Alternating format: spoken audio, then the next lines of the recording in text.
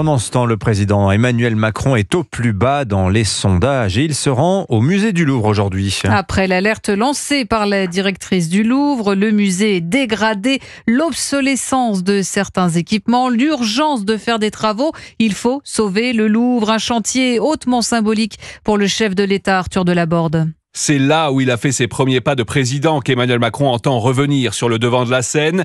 Tout juste élu en 2017, après une longue marche seule dans la cour de l'ancien palais royal, il avait choisi la fameuse pyramide de verre pour toile de fond de son premier discours.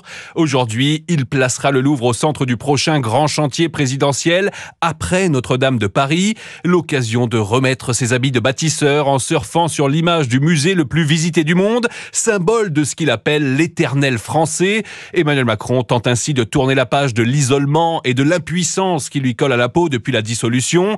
Cette prise de distance, l'Élysée continue de l'assumer en le martelant. Le président préside et le gouvernement gouverne. Pour autant, le retour au premier plan se dessine. Au lendemain de cette séquence au Louvre, le chef de l'État reprendra d'ailleurs ses déplacements sur le terrain.